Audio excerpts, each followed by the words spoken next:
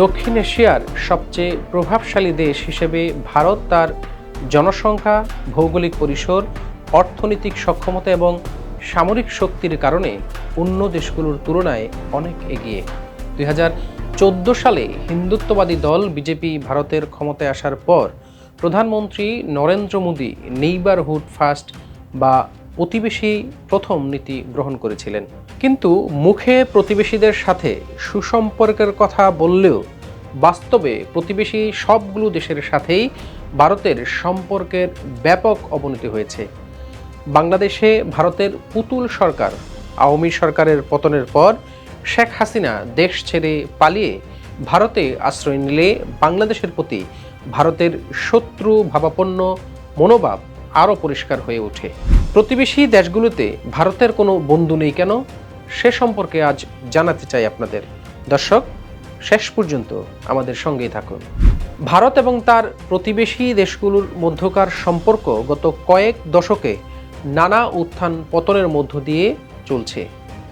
80-র দশক থেকে দক্ষিণ এশিয়ার দেশগুলো ভারতের প্রতি অবিশ্বাসের কারণে প্রতিবেশীদের সাথে কূটনৈতিক সম্পর্ক নিয়ে ভাবতে শুরু করে ভারত। 90-এর দশকে ভারত প্রতিবেশীদের সাথে সুসম্পর্ক গড়ে তোলার জন্য গুজরাল ডক্ট্রিন বা গুজরাল মতবাদ গ্রহণ করেছিল। ভারতের তৎকালীন পররাষ্ট্রমন্ত্রী এবং পরবর্তীতে প্রধানমন্ত্রী হওয়া ইন্দ্র কুমার গুজরাল এই মতবাদ প্রণয়ন করেছিলেন। 5টি মূলনীতির ওপর গড়ে উঠেছে গুজরাল মতবাদ। ভারতের সেই নীতিগুলো হলো প্রতিবেশী দেশগুলোর কাছ থেকে কোনো প্রত্যাশা ছাড়া সাহায্য করা, প্রতিবেশীদের অভ্যন্তরীণ বিষয়ে হস্তক্ষেপ না করা, ছোট বড় সকল দেশের সাথে সমান মর্যাদায় সম্পর্ক গড়ে তোলা, প্রতিবেশীদের সাথে দ্বিপাক্ষিক বা আঞ্চলিক সহযোগিতা বাড়ানো এবং প্রতিবেশী দেশের জরুরি প্রয়োজনে বিনা শর্তে সহায়তা করা। তার মানে ভারত তার প্রতিবেশীদের সঙ্গে সর্বোচ্চ উদারতা দেখাবে, তবে এর বিপরীতে কোনো প্রতিদানের আশা করবে না। ছোট বড় সব দেশের জন্য এই নীতি গ্রহণ করা হয়েছিল, কিন্তু বিষয়গুলো মেনে না চলে ভারত দাদাগিরি করে প্রতিবেশী দেশগুলোর সাথে সম্পর্ক নষ্ট করেছে।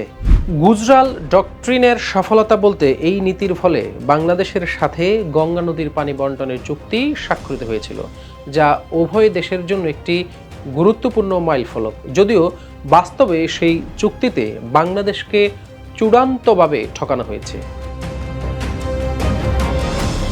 এই নীতির মাধ্যমে ভুটান এবং নেপালের সঙ্গে বাণিজ্যিক ও কৌশলগত সম্পর্ক মজবুত হয় ভারতের। শ্রীলঙ্কায় গৃহযুদ্ধের সময় ভারত শান্তি প্রতিষ্ঠায় একটি সহায়তা ভূমিকা পালন করে। 2014 সালে প্রধানমন্ত্রী নরেন্দ্র মোদী ক্ষমতায় আসার পর নেইবারহুড বা ফার্স্ট নীতি গ্রহণ করেন, যার উদ্দেশ্য ছিল প্রতিবেশী দেশগুলোর সঙ্গে সুসম্পর্ক উন্নয়ন ও আঞ্চলিক সহযোগিতা বৃদ্ধি করা। কিন্তু বাস্তবে মোদী সরকারের হিন্দু জাতীয়তাবাদী রাজনীতি এবং অভ্যন্তরীণ নীতিমালা প্রতিবেশীদের সাথে সম্পর্কের আরও অবনতি ঘটিয়েছে।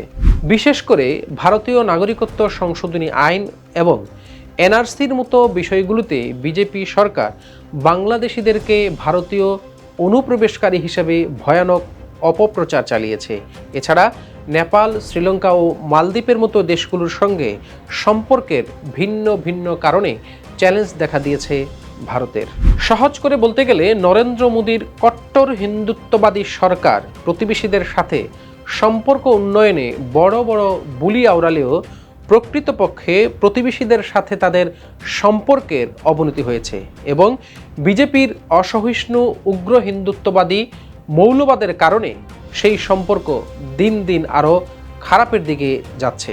প্রতিবেশী দেশগুলোর মধ্যে কেউ ভারতের স্থায়ী বন্ধু হিসাবে পরিচিত নয়।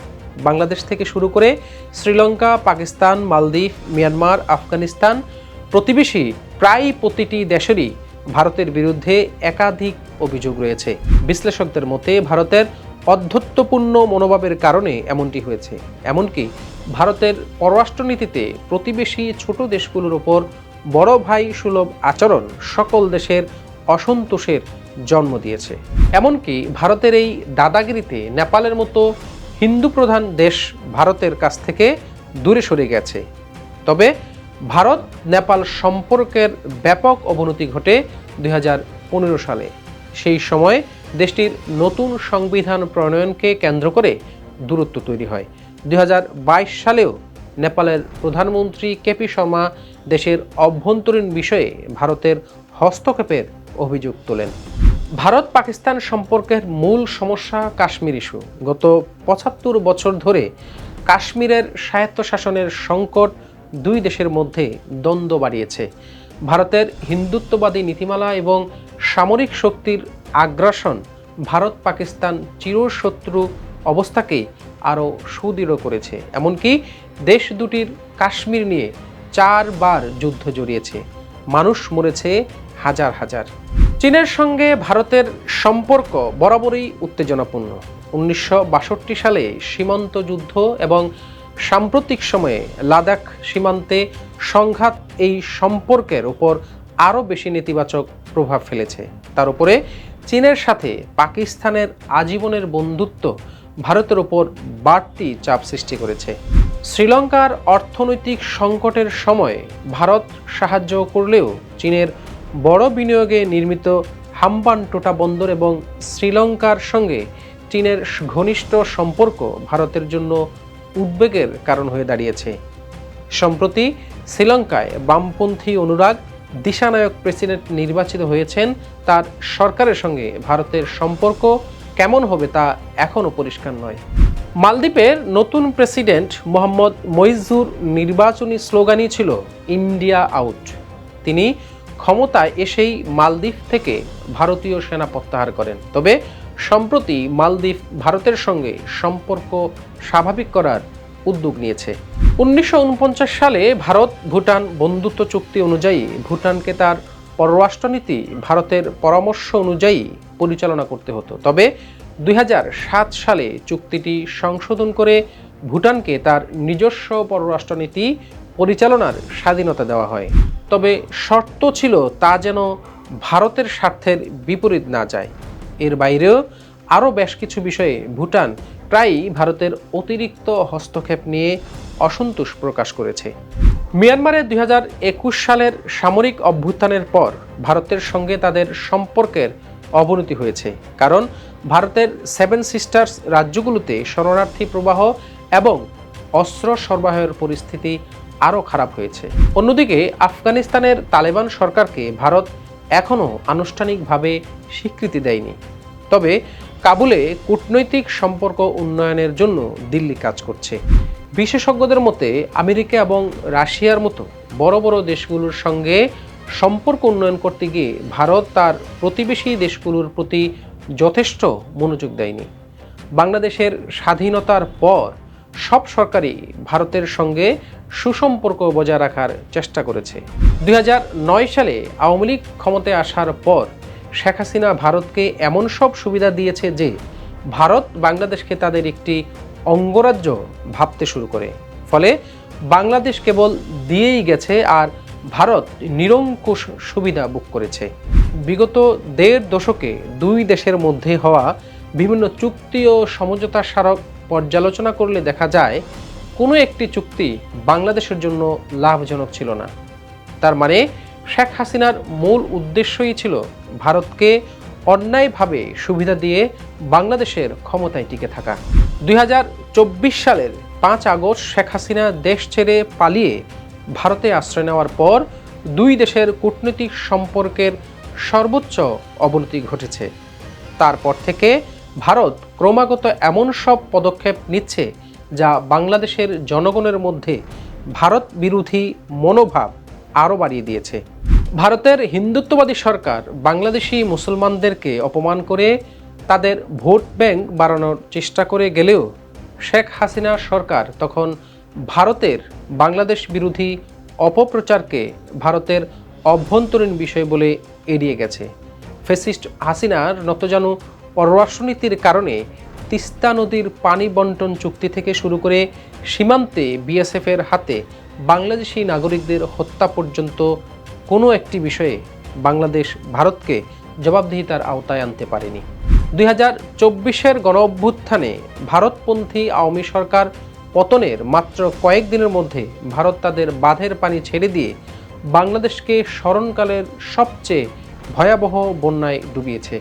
বাংলাদেশে অস্থিরতা তৈরির জন্য ইসকনের বহিষ্কৃত নেতাদের দিয়ে ক্রমাগত সাম্প্রদায়িক এবং রাজনৈতিক চ্যালেঞ্জ তৈরি করে চলেছে বাংলাদেশে।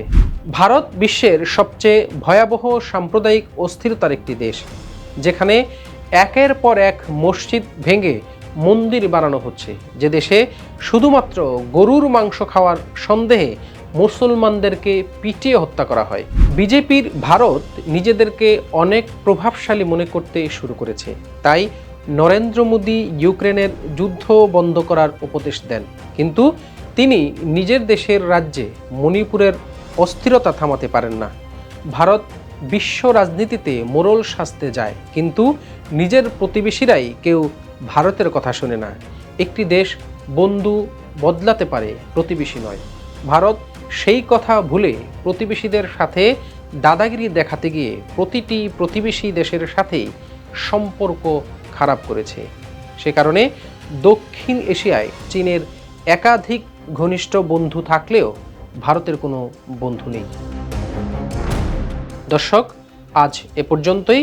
আন্তর্জাতিক অঙ্গনের খবর বিশ্লেষণ পেতে বাণিজ্য প্রতিদিনের সঙ্গেই থাকুন।